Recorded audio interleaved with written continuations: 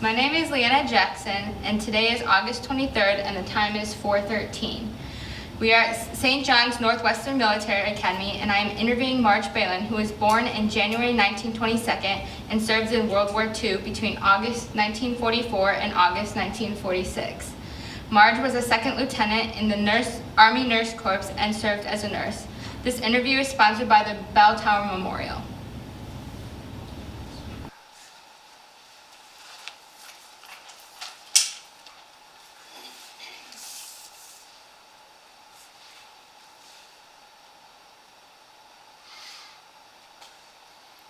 And whenever you're ready.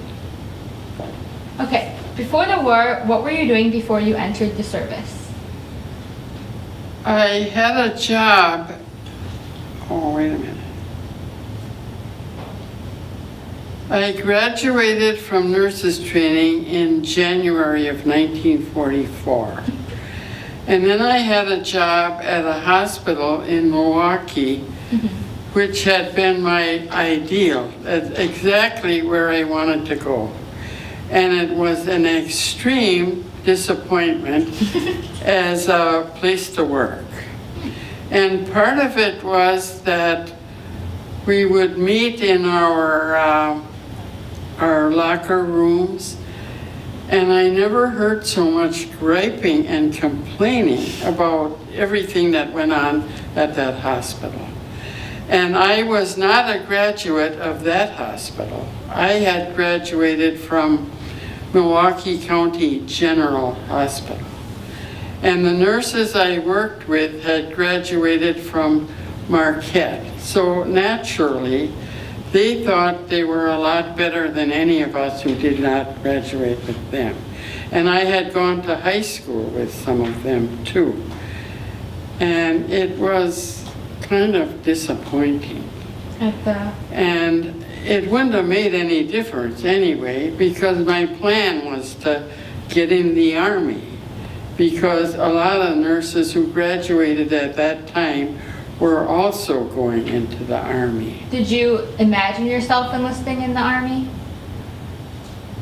I thought of that a lot, yes. What were your emotions after enlisting and before heading to basic training? I liked what I was doing then, because the first thing I did was go into basic training. And it was like basic training for a regular soldier. You know, some classes about what it's going to be like in the Army. And I didn't go in with anybody else. I went by myself. And we did drills and all the things that soldiers do. Okay. And I liked it. I liked doing that. That's good. How did you adapt to military life? I think I did very well. You did very well? Because I liked it. You enjoyed it. You were part of the formation of the 190th General Hospital. What was that like to be a part of? That was a wonderful experience. And it just occurred to me a few days ago that while I was a member of the 199th, I didn't know anything about what was going on in the world otherwise. All I knew was what was going on within the 199th. And I got in there through an area in a post in Illinois. And there was a nurse in the front office who didn't really know me, but I knew her sisters. And she was in the front office and a member of the regular Army.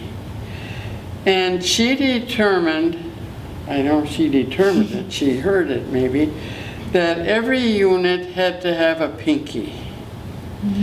So I had red hair, and I hate to say this too, a red face, and she decided I was the pinky in the 199th. And that's what I became, to the point where there were people I worked with didn't know me by anything else. They didn't know I had a name other than Pinky. On the ship from Providence, Rhode Island to England, what was it like? Was it crowded? Did you have a lot of supplies, or were you limited with your supplies? No, we were fine. You were fine? We got to walk on the deck, and sometimes we played a game called medicine ball, which is like volleyball, except the ball is about as big as a big pumpkin, and it's filled with rags, because if you played with a volleyball, it would be apt to bounce off and go in the water. And it was heavy. Oh. And I was playing the net, and a young, strong man was opposite the net, and he kind of spiked it, and I went after it with one arm, and I got pulled over, and I couldn't put my head up straight for about a week and a half, I think, and otherwise it was fine. It was, you know, companionable, and you were getting to know the people that you were going to be working with, and So it was nice. I remember standing on board ship and looking out and feeling a sea breeze, and it was totally strange to me and really nice. were most of the people on the ship nurses, or was it a mix of people going over? A lot of the ones that I associated with were nurses. Okay. But there were other officers along too, and they were going to be members of the 199th General. Were there any male nurses, or was it mostly female? There were no male nurses. No male nurses. Okay. When you arrived in England, you said that you lived in the barracks and didn't do much because across the channel was the Battle of the Bulge, right? Yes, that's true. Was this time easy or hard for you to adjust to? It was easy. Easy? It was not real, I mean, you wouldn't call it, you know, well done, but we lived in a barracks, and there were about 20 nurses in there, and we each had a bed, and at the end of our bed we had our foot locker with our stuff in it, and we didn't have to do anything. We'd get up and have breakfast, and then we'd go outside and go for a walk, and a lot of nights there were other units that were close to us, and they'd always have a party, and they'd be all the men looking for women, and we went to parties that night, usually. Oh. When you went to England, like, what personal belongings did you decide to bring? Were you limited on what you could bring? We only were able to bring what we were given in the Army, like uniforms and dress uniforms and different things we would be using. We had a big trunk, which is one of the few things I have left from the Army. It's a great big trunk, and it's heavy. And my daughter said to me, "Don't you dare sell that." Oh. She'll probably want to keep it. During New Year's Eve is when you finally said at the hospital you worked at. Where was this located? It was located in a town about halfway between the coast of France and Berlin. Okay. What was like the scenery like? Can you describe it at all? Oh, let's see. No, I just remember being in the hospital Okay. and getting on duty the very first day we were there. It was New Year's Eve. And began to work with a nice doctor, and then moved from there to, we worked there. How big was the hospital? I can't say exactly, but it was pretty big. The ward I was on, there were maybe about 35 or 40 patients. Okay. How long did you work at the hospital? Like, what were your shifts? From 7 o'clock in the morning till 3 o'clock in the afternoon. Did you get a lot of burnout? Like tiredness? No, No? I was having fun. Even while I was working, it was fun. It was fun. How was your interaction with the patients? Was it emotional because they were like upset at their injuries, or was it more happy and upbeat? No, they were happy and upbeat for the most part, except one I remember who was a very, very young man, and he seemed like he was sad. And he was my patient among 3 others. I had 4 patients to take care of, and he was one of them. And he seemed very sad. And he used to kind of follow me around, and he wanted me to take care of him first and last and in between, I think too. And it was like I could be like his big sister. Although I was the youngest nurse, he was younger than I. And I can't remember if he told me what his experiences were or whether he had been at the front, which I expect he was. And I can't remember that, but maybe he told me a lot about it that I don't remember. Don't remember. Was there a lot of trauma and surgeries, or did you do more daily patient care? It was daily patient care. Okay.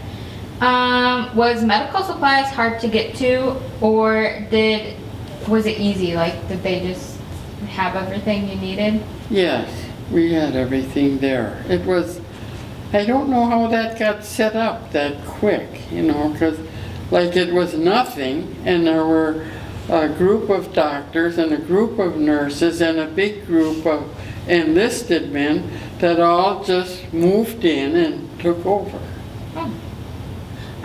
Where did the injured soldiers come from? Did they come right off the field, or?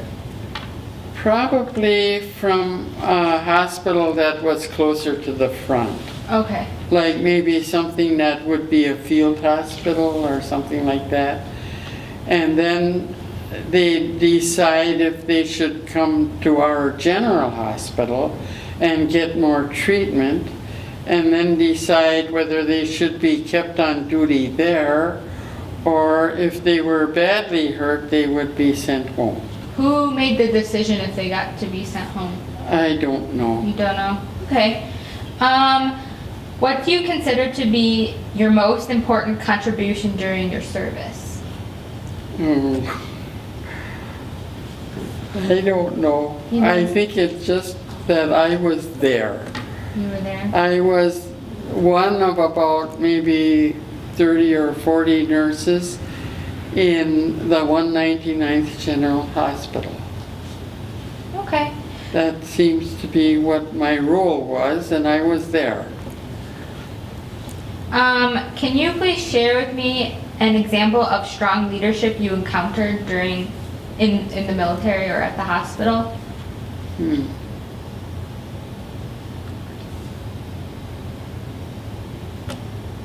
Anyone that you saw maybe, or even that you exemplified? No, I didn't. No. Okay. During our meet and greet, I remember you mentioning something about ping pong. Can you tell me about your experience with that? My experience with ping pong was that I was the second best female ping pong player in the unit. There was a girl from Texas there, and boy, she was good. But I used to play ping pong with anybody that had played, and I could beat a lot of them. And I was playing ping pong with a doctor one evening after work, and he was doing this thing where you put the ball one side and then the other side, and I had to go back and forth and back and forth. And I had a bad knee to start with, and I went down and it got worse.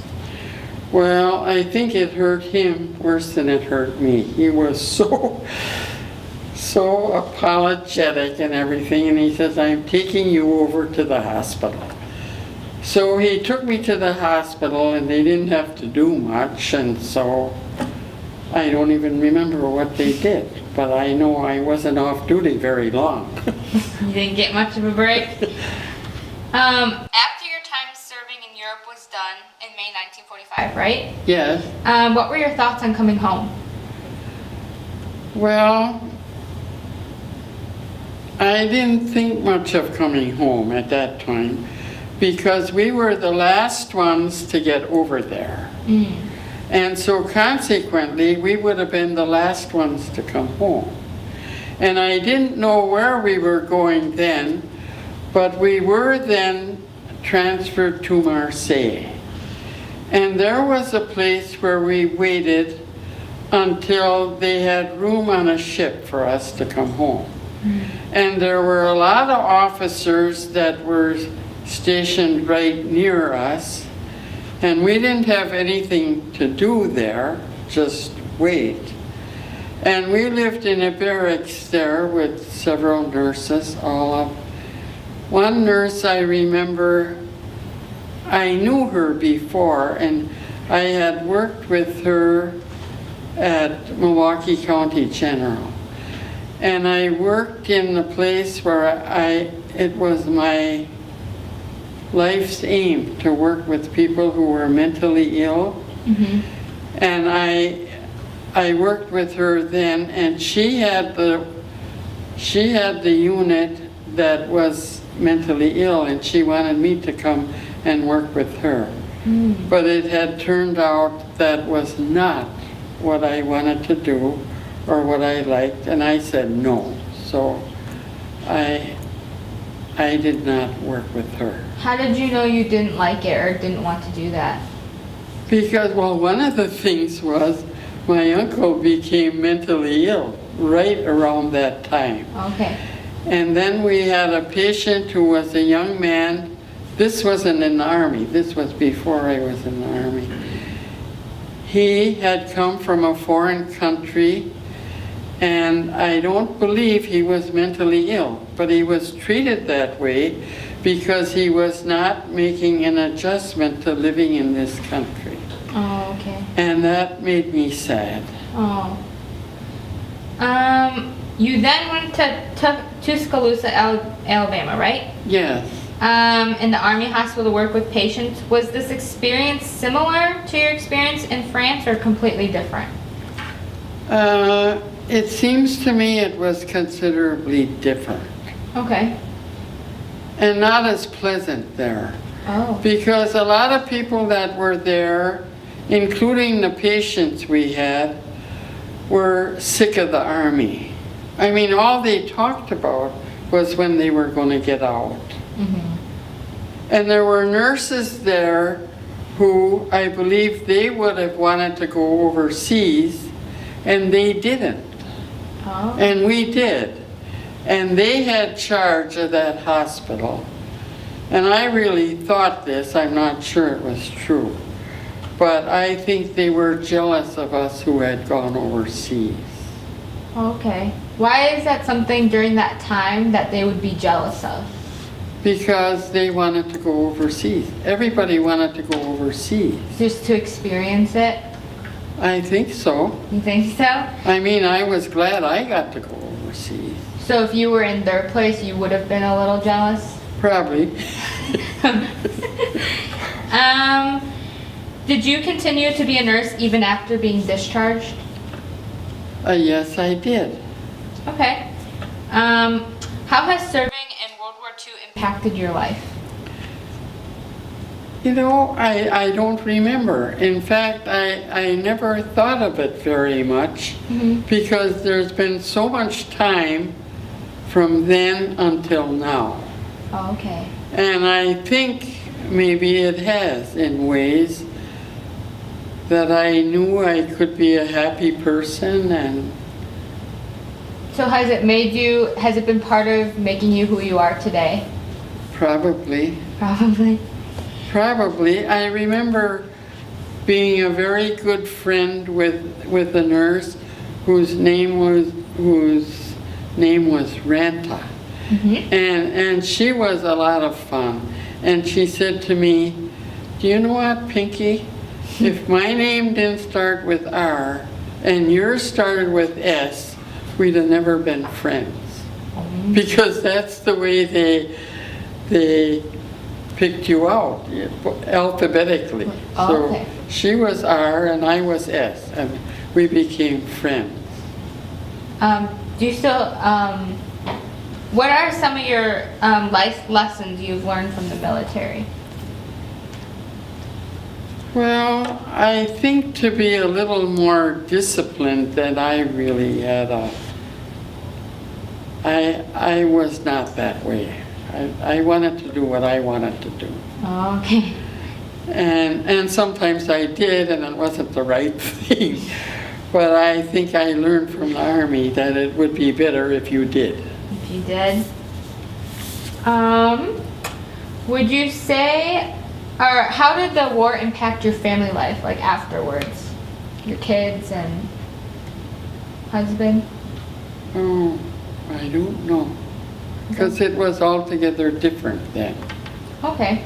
In fact, I was going to say something about when the war ended, and I met some nurses. I just happened to be in the bathroom with them, and we were talking about now the war is over. And there were two nurses in my unit who were sisters.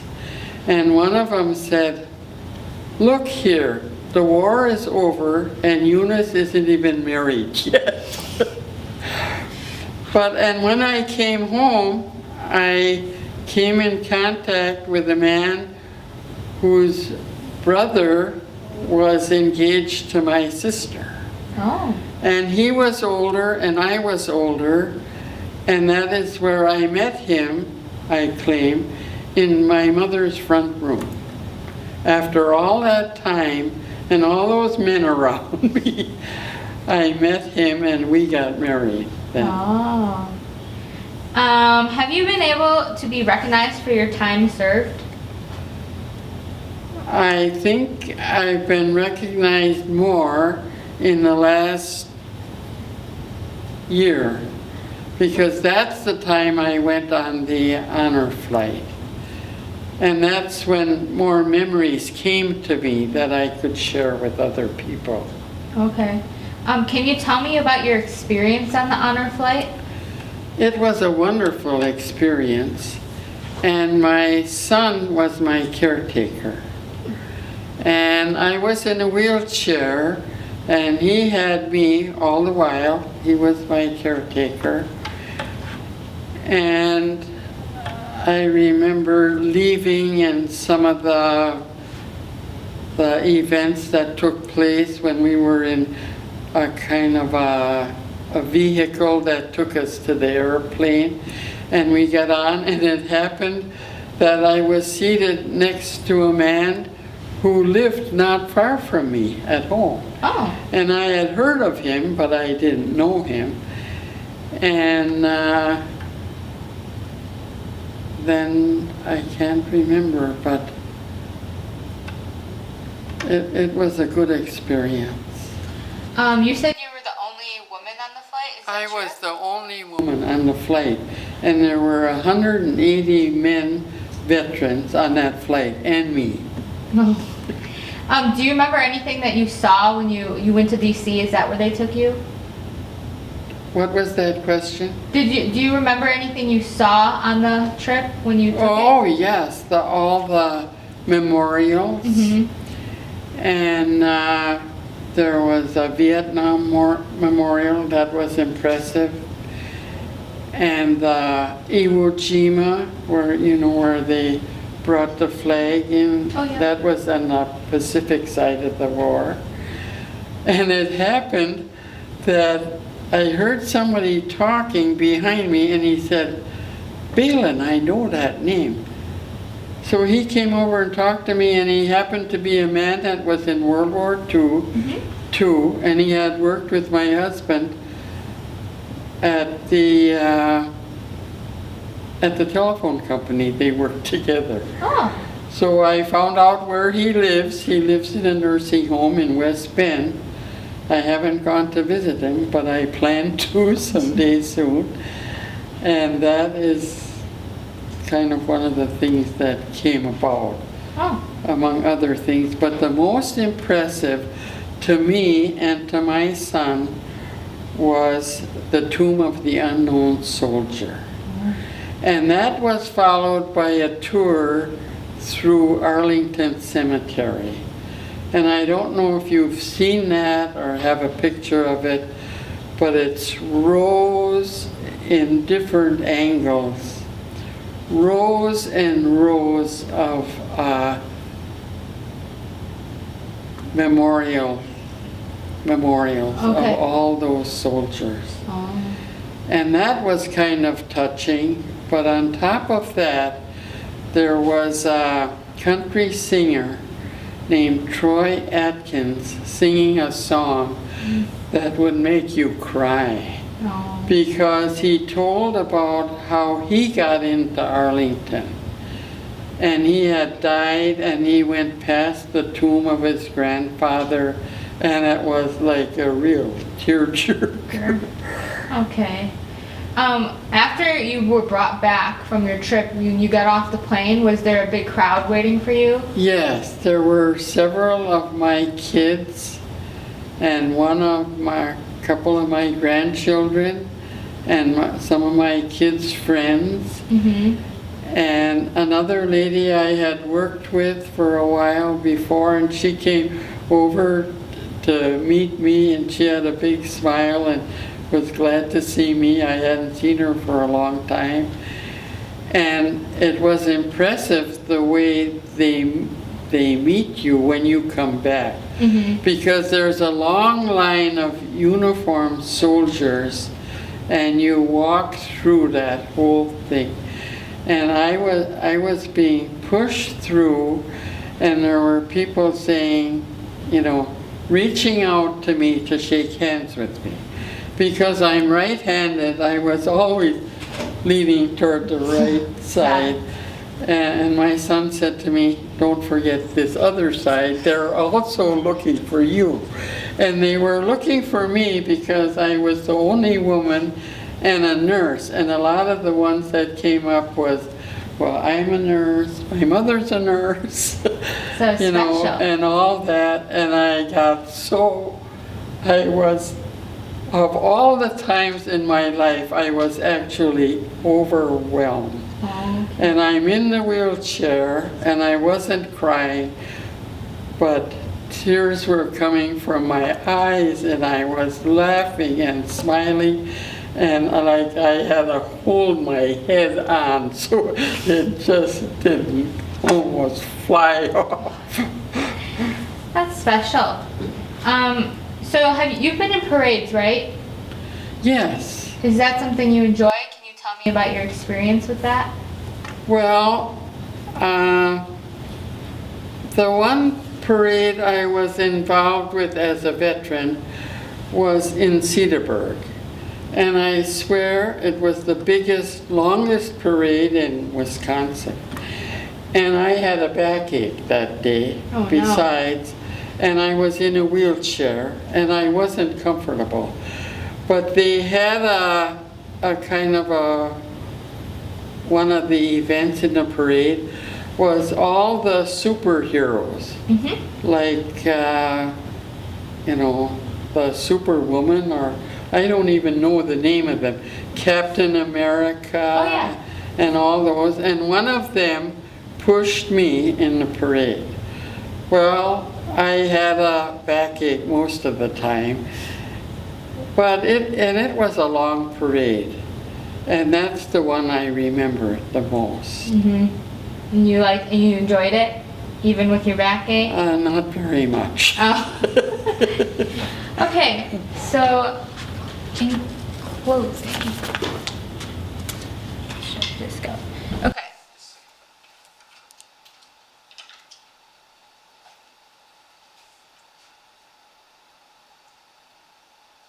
Alrighty. In closing, this has been an interview of Marge Behlen regarding her service during World War II My name is Leanna Jackson. The time is 4:42 p.m. Thank you for agreeing to do this interview, and most importantly, thank you for your service.